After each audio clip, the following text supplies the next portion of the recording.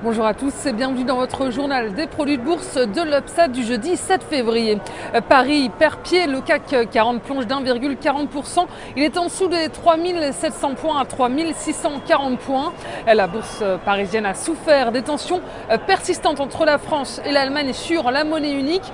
François Hollande juge que l'euro est trop élevé tandis qu'Angela Merkel est persuadée que la devise européenne n'est pas surévaluée.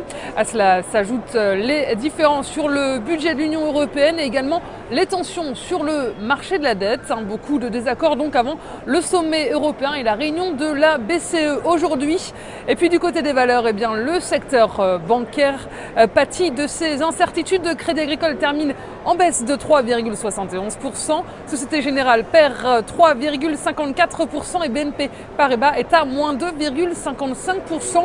Le groupe sidérurgique ArcelorMittal s'en sort en revanche. Il grappille 1,02% à la faveur de prévisions optimistes sur l'année en cours. Et si on regarde outre-Atlantique, c'est le rouge qui domine à Wall Street. Les trois indices phares de la bourse de New York reculent en fin de séance. Wall Street est resté en retrait aujourd'hui avec l'Europe. Le regain des tensions en zone euro a jeté un nouveau coup de fouet sur les marchés américains qui restent prudents donc dans le sillage des marchés européens.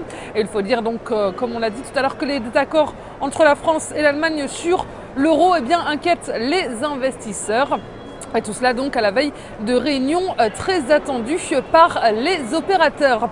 Et les marchés américains n'ont pu s'appuyer sur aucune statistique pour faire évoluer la tendance. Et la séance a tout de même été rythmée par quelques résultats d'entreprise car les publications se poursuivent sur la cote américaine avec notamment Walt Disney et Time Warner.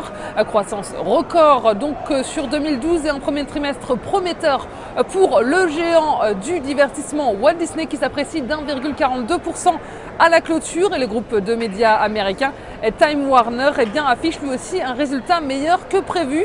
Et les trimestriels de News Corp, le groupe de médias de Rupert Murdoch, étaient attendus hier après bourse. Et puis prudence également aux États-Unis avec la perspective de la reprise des négociations budgétaires américaines qui limitent donc les prises de risque de la part des investisseurs. Du côté des devises, l'euro s'échange à 1,3523 $. Et du côté des matières premières, le pétrole WTI gagne 0,08% à 96,73 $.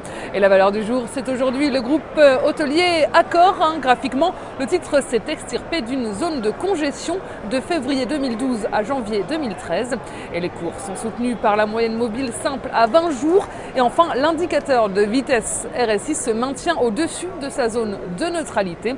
Et la tendance reste haussière au-dessus de 26,55 € avec des objectifs à 32 € et 32,50 €. La stratégie qui vous est proposée pour jouer cette valeur, c'est l'achat du Warrant Call Accor à 3097 T d'Unicredit au prix d'exercice de 29 € et d'échéance au 7 juin 2013. Voilà, c'est tout pour aujourd'hui. Très bonne journée et on se retrouve demain.